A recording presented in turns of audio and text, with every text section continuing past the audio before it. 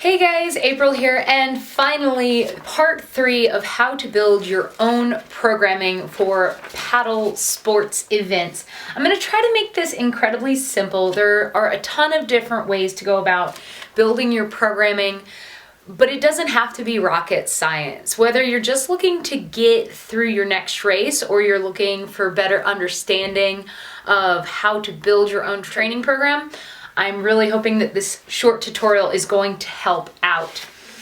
So once you have your micro and your meso cycles set from last time, so this printout is available in the last blog, and we talked about how to set your meso and micro cycles of base and build. So once you have that in, you're going to want to count how many weeks you have left to train for your event. And then to build your individual training sessions, I like to draw a pyramid. Depending on your experience and how long you have to train, you may need to add extra base building mesocycles under your pyramid. Once you've drawn the outline, divide the pyramid top to bottom based on how many mesocycles you created in your annual training plan calendar from the previous blog. The peak of the pyramid is the peak. It's our race. As we go from the base of our pyramid, base 1, base 2, to build 1, build 2, as we get closer in time to the top of this pyramid, we want our workouts to become more and more specific for our goal event. So we're taking our endurance and we want it to become more and more like the demands of our peak event. We want our speed, even if it's slower, we want it to start looking more and more like the event we want to peak for. We are going to be working from general. Our base 1 period is going to be very general. Our base 2 is going to start becoming slightly more specific than base 1.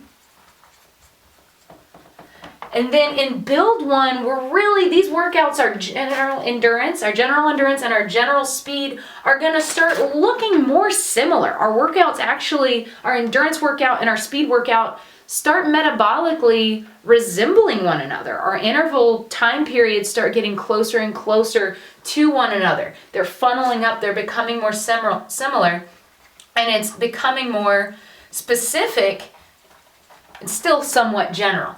When we get to this final build phase, our endurance and our speed workouts are they're very intense now. They're very specific. They're very on pace with the race that we want to peak for. Metabolically, it's starting to look a lot like our race. Our body is built into this, and now it is very specific. So at the base of our pyramid, we are general. At the top of our pyramid, we are very specific. So once we've got this pyramid built, I did a 3+1 and a 4+1 just for an example, just to tie in what we did last week. These remainders, I'm going to do a 3+1, so 1, 2, 3, 4. I'm going to do another 3+1, and then I'm going to do a 2+1. Here I'm just filling in some possible scenarios. Yours will be unique and is already set in your annual training plan calendar. So now we want to start building each individual workout within this program, within our paddle plan. So in our base work, we want to stick to longer, slower, easier work. And up here, like I said, we're going to get a little bit more specific. So we are going to increase the intensity. So wherever I have base, I'm going to kind of stick to aerobic training. And when I switch into build, I'm going to start sprinkling in those anaerobic efforts. In this example, I'm going to use a paddler who would be aiming to paddle 4 to 5 times a week.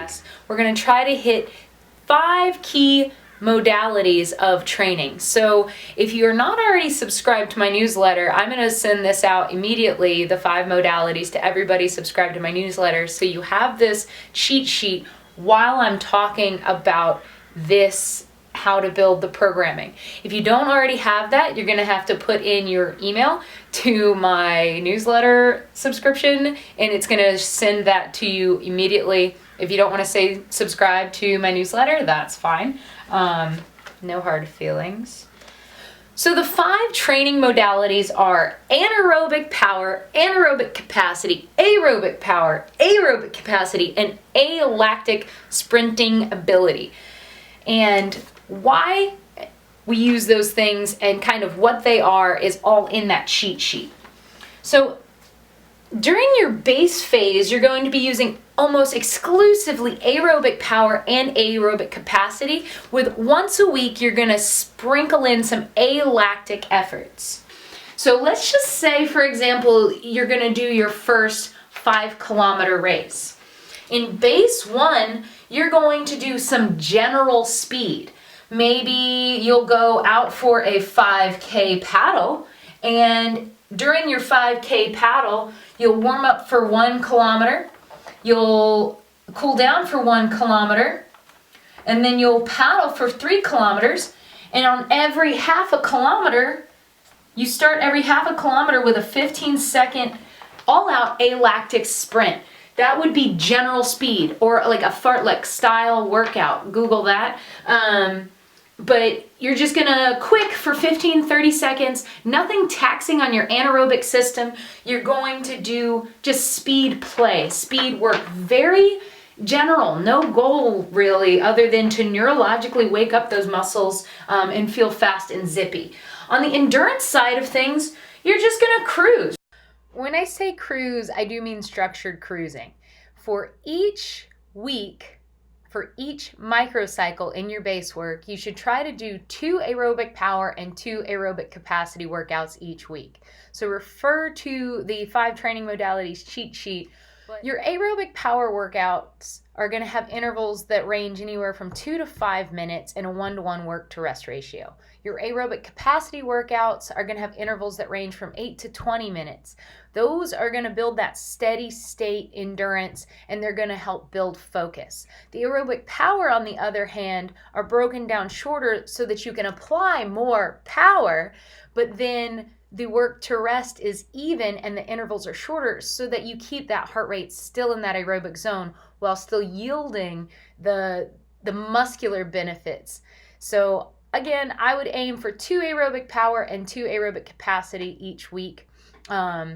You could do one aerobic power that's like 8 by 2 minutes, and then another one that starts with those 15-second alactic sprints at the start of every interval.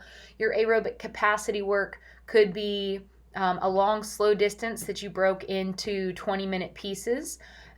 Real quick, so base 1, base 2, base 3, you have aerobic power, aerobic capacity, alactic, and long, slow distance. Moving on into base 2, change something. So if your aerobic power intervals were 5 minutes this week, make them 7 or 8 minutes in the next meso cycle. Keep them 5 minutes throughout base 1 meso cycle. Just add an interval each time. So within base 1 meso cycle, you do 5 by 5, maybe do 7 by 5, maybe 9 by 5, I don't know, it's getting crazy. But increase your work in some dimension. Then when you go to the next meso cycle, keep the number of intervals you did the same, but increase the amount of time that you are working at that effort. Then, when you move into the next base, change something different. Maybe this time you're going to change how long you're resting for. But whatever it is, only change one thing. So this being from here to here, I changed the duration of the length of the interval, and then still from week to week, I've chosen to increase the number of intervals. Now from here to here, I'm going to change something different. I'm going to keep maybe now the 7. I went from 5 to 7. I might keep the 7-minute interval, but decrease the amount of rest in between them. So just trying to change one thing at a time.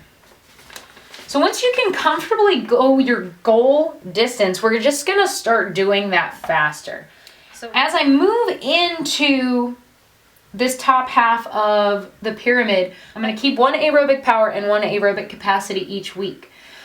After the base, I'm not going to change them much how we were modifying them before by increasing the number of intervals or decreasing the amount of rest in between them. Now I'm going to modify it by slowly trying to bring that pace up. I want to cover, if my intervals are 5 minutes, whatever distance I was able to cover back in the beginning in 5 minutes, I want to get that distance covered in 5 minutes much greater. I'm going to be trying to get closer and closer to my goal race pace while keeping my heart rate in the aerobic zone. The big difference in the top of the pyramid is that now 2 out of your 4 paddles each week are going to be anaerobic. For both anaerobic capacity and anaerobic power workouts, the progression each week could go one of 2 ways. You can increase the number of intervals you're doing, or you can decrease the amount of rest in between them.